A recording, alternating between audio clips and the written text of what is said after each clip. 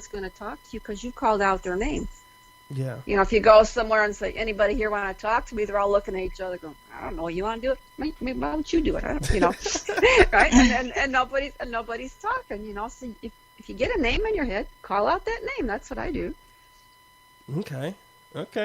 Interesting. Now, talk to me about what remote viewing is. I saw that in your bio, and that interests me. I've heard a few things about it, but what exactly is that? I can be in my house, and I can look over to another location and tell you something that's going on there.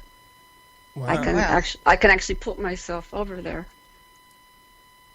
Wow. Now that that's wild. I mean, how do you like what I did at somebody's house last week when they were having a problem? Oh, tell us about it. What happened? What do you mean? One of our friends had a problem at their house. And you did a remote viewing there to figure out what was going on? Right, because he thought he was just going to do a full-out investigation, run the apps and everything, and I went over it on a remote viewing, and I said, nah, probably wouldn't be a good idea. Really? You think that would have made things worse? Well, because the person was really trying to attach to somebody, and I think that would have antagonized him, so that wasn't the correct way to go. Gotcha. Oh. They weren't nasty. They were just like a lonely spirit, but yeah. You still don't want to antagonize any spirit. And I would assume, like with more of the lonely spirits, if you can figure out a way using apps or spirit boxes or whatever to communicate with them, once they realize that, you know, this person can hear me, I'm sure that they would want to attach themselves to that person. They're probably sick of not being heard. Mm-hmm. Well, they don't have to attach to you. It's okay to talk to somebody, but you can't just say, I'm going to hang on to your shoulder now. Yeah. Because they can do that, you know, and that's different. If you want to have a spirit that wants to talk to you a lot, that's cool, but you don't attach to anybody. Now, when you say attach, I mean, I know that negative spirits or negative entities, demons, can attach themselves or... Well, it doesn't have to be negative. Like I said, it can just be a lonely spirit, and they go, hey, I kind of like you. Nobody talks to me the last 100 years, you know, and they just... Yeah, so they could just hang around. Yeah. Is that what you're meaning, or just following them everywhere? I mean, attached to your body. Really? Like like inside you, like part of you? Not in you, but you know, they might just be hanging onto your shoulder the whole time. And you could feel them. Oh yeah, because people start saying, "Oh, my shoulder hurts" or "My neck hurts," and yep, that's where someone's holding on to you. Oh, okay. And they're not evil. They're not evil. You know, they just go, I kind of like you. I'm going to keep you. You know. Yeah. But they can't hang on to you that long because that starts using up your energy, and you're getting tired. You're getting sick. Right. Now, if you come across somebody that has like this person following them, or how you said it, attached to them, can you see that? Yeah. And like, help me understand. Like, I don't understand it because this doesn't happen for me. Although I would love to experience it. I'm sure many people would. No, it's not a good thing. I don't think you'd mind experiencing it. I mean, I don't know. I'm a pretty crazy person. I just want to see everything at least once. But like, how do you deal with walking past people and seeing this happening? And I mean, do you go up to them and say something? Do you pick your battles? Do you just let it go and wait for somebody to come ask you for help? I mean, how do you manage that situation?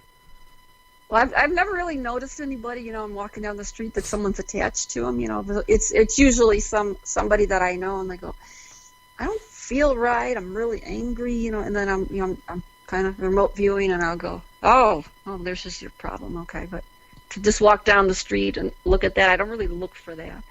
I do have spirits when I'm walking down the street going, hey, would you go tell that person such and such? Really? That happens often? Sometimes, and I found out that if I don't go tell the person, then the spirit starts yelling at me. Why didn't you tell them? They get mad, huh? But it's hard to walk up to a stranger because they go, you wacko, get away from me, you know. Yeah, well, that's what I would assume Exactly. the natural response would be. Yeah. So you got to be very careful when you approach somebody. Yeah, that would be tough for me to, to pick those battles like that. I mean, But I do it now because every time that I go to investigate somewhere, there's a spirit talking to me 2 or 3 days before, and they got a message for somebody that's going to be there. Oh, now that's cool. So I make sure that I pass the message along to someone, and then everybody's happy, do you oftentimes have something like that where they say, you need to pass this message on, and then when you pass it on, the people are like, I don't know what the hell you're talking about. Well, sometimes it doesn't mean something to you right away, and I just say, okay, well, just remember that, think about it a while, and it'll come to you. And then later they go, oh yeah, I know this meant such and such. Oh yeah. So sometimes, I guess in that instance, if you're saying that they were telling you something that may make sense in the future, can these spirits see the future and know what's going to happen? I think sometimes they do, and I think that, just my opinion, I think that when they go to the other side, they all become empaths because they know what we're feeling all the time. They know. You probably heard when you go somewhere, a spirit can tell if you're scared or something, and and they kind of pick on you and stuff. I think they become empaths, that they can feel our feelings and our emotions. Yeah. Well, I raised the question because oftentimes, which you're big into ITC work as well, is that oftentimes when you go to ask a question, it's like they respond before the question even comes out of your mouth. Yeah. So I've always, isn't that amazing? Yeah, it's amazing, and I've always wondered, like, are they able to just read my brain waves as I'm thinking it, because it's putting off these electrical sparks in our brain that are transmitting this thought, or do they just kind of know the future and already know what I'm going to do? I think they're probably just reading off, because we're talking. I talk to spirits telepathically, so why would they not be reading my brain? Yeah, that is true. Yeah. It's an interesting question for sure. Yeah. Now, have you had any incidences with anything negative? I've had spirits that were very, very sad.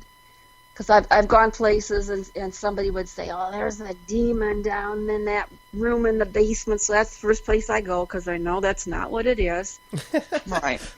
I know it's not what it is. And I go, why do you think that? Well, the room is really heavy feeling. Well, when you're sad, don't you have a heavy feeling? Yes. Of course you do. That's your aura around you. It's very heavy. And I'll go down and start talking to the spirit, and they start telling me their story and what's wrong. And you can feel the room just lighten up as they're talking to you. Now, do you say what they're telling you? Are you telling these homeowners? This isn't even a homeowner. This is just public locations. Oh, wow. Okay. Yeah. And I mean, there are some that they just wanted someone to hear their story, and then they moved on. But I mean, how long have they been sitting there where someone's calling them a demon, and all they wanted to do was tell you what was on their mind before they could move on? Yeah. Well, I think a lot of the shows that are on TV kind of glorify everything being a demon, and that's probably where a lot of people get that from. Yeah, because I says it was just somebody that was very sad. Yeah. They wanted to share their story with you, but you didn't want to hear. That's so interesting. Now you talk about moving on. Can you explain? I mean, here's where I have trouble with. Oftentimes, when we're doing this ITC research, we have a ton of things come through that say, help me, or I need help, or something like this. And people are just, I hear all the time that, well, you just need to help them move on. Can you explain, being someone who might be able to see that experience, visually in your mind or whatever, can you help me understand what that even means, and how someone like me who can't see them and communicate with them, through visions or telepathically or whatever, how could I be someone who could help them?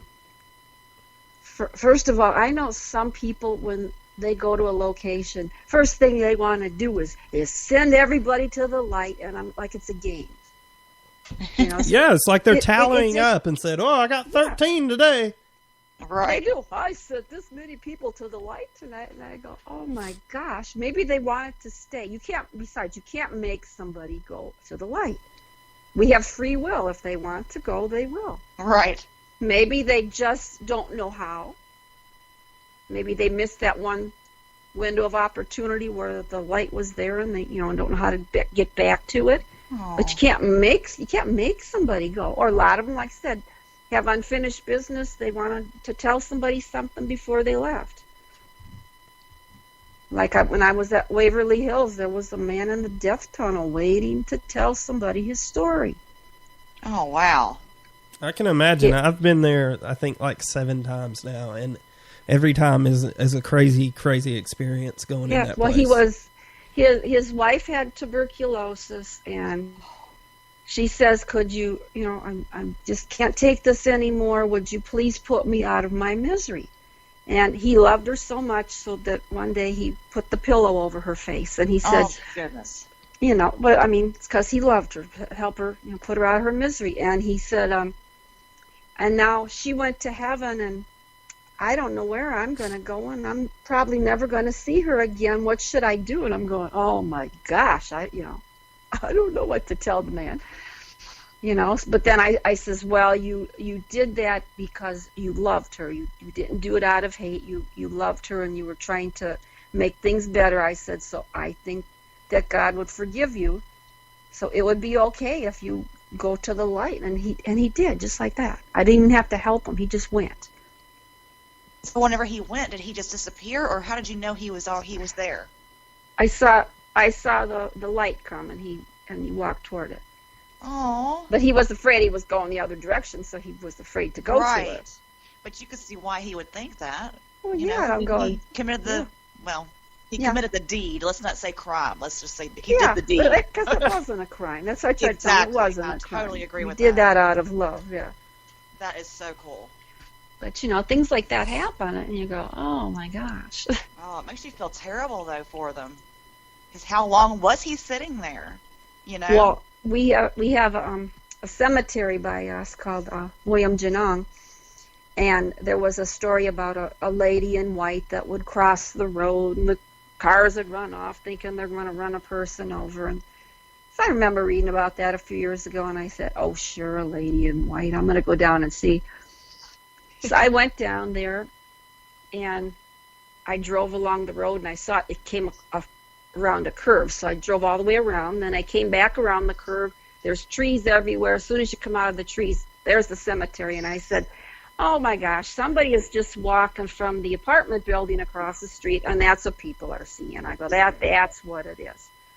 So I went in the cemetery, but I'm walking around, and then all of a sudden, I looked up on top of the hill, and there was this lady in a white dress. No.